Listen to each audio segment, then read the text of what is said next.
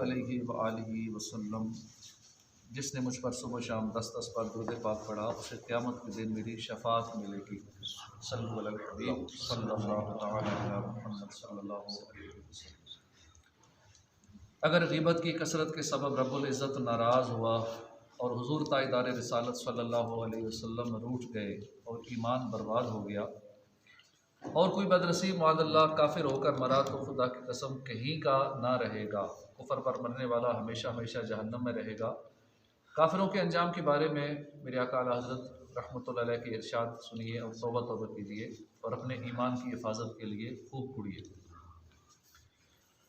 ایک مرتبہ عاص جو کہ بہت بڑا گستاخی رسول کافر تھا، وہ سفر کو گیا، تھکن کے باعث ایک درخت سے ٹیک لگا کر بیٹھ گیا۔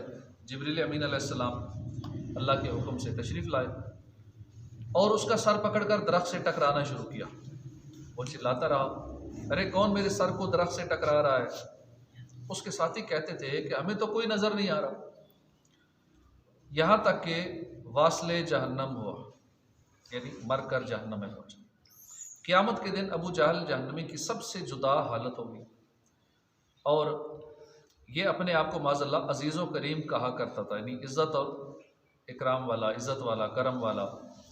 داروغہ دوزخ یعنی دوزخ کے نگران فرشتے کو حکم ہوگا کہ اس کے سر پر گرز مارو، جس کے لگتے ہی ایک بڑا خلا یعنی بہت بڑا گڑا سر میں ہو جائے گا، اور جس کی وسعت اتنی ہوگی جتنی تم خیال کرتے ہو، بلکہ جس کی ایک داڑھ کوہ احد کے برابر ہوگی، ایک داڑھ احد پہاڑ کے برابر ہوگی۔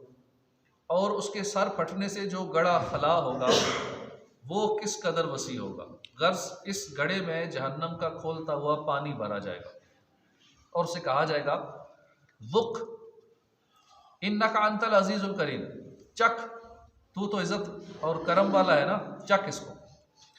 اور کافر کو یہی پانی پلایا جائے گا کہ جب منہ کے قریب آئے گا منہ اس میں گل کر گر پڑے گا، اور جب پیٹ میں اترے گا آنتوں کے ٹکڑے کر دے گا، اور اس پانی کو ایسا پئیں گے جیسے تونس یعنی نہ بجھنے والی پیاس، تونس کے مارے اونٹ۔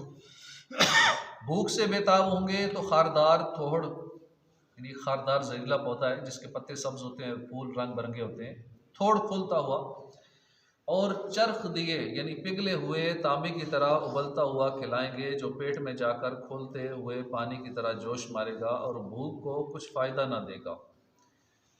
طرح طرح کے عذاب ہوں گے، ہر طرف سے موت آئے گی اور مریں گے کبھی نہیں، نہ کبھی ان کے عذاب میں کمی ہوگی۔ خدایا برے خاتمے سے بچانا، پڑھوں کلمہ جب نکلے داغ، گناہوں سے بھرپور نامہ ہے میرا، مجھے بخش دے کر کرم یا الہی۔ جن کی زبان کینچی کی طرح چلتی رہتی ہے، وہ جھوٹ، غیبت، تہمت، چغلی وغیرہ آفتوں میں اکثر مبتلا ہوتے رہتے ہیں۔ واقعی زبان پر قفل مدینہ لگانا یعنی زبان کو قابو رکھنا بڑا ضروری ہے، اگرچہ یہ مشکل ہی صحیح، مگر کوشش کریں گے تو اللہ کریم آسانی کر دے گا۔ امام غزالی لکھتے ہیں کہ سیدنا یونس بن عبید اللہ فرماتے ہیں کہ میرا نفس بصرہ جیسے گرم شہر کے اندر، اور وہ بھی سخت گرمیوں میں، روزے رکھنے کی تو قوت رکھتا ہے مگر فضول گوئی سے زبان کو روکنے کی طاقت نہیں رکھتا۔ اگر ان 3 اصولوں کو پیش نظر رکھ لیا جائے تو انشاءاللہ بڑا نفع ہوگا۔ بری بات کہنا ہر حال میں برا ہے، فضول بات سے خاموشی افضل ہے، بھلائی کی بات کرنا خاموشی سے بہتر ہے۔ بری بات کہنا ہر حال میں برا ہے، فضول بات سے بہتر ہے خاموشی، بھلائی کی بات کرنا یہ خاموشی سے بہتر ہے۔ تو اللہ پاک ہمیں زبان کی حفاظت کی توفیق عطا فرمائے، آمین بجاہ النبی الامین صلی اللہ علیہ وآلہ وسلم۔ الحمدللہ۔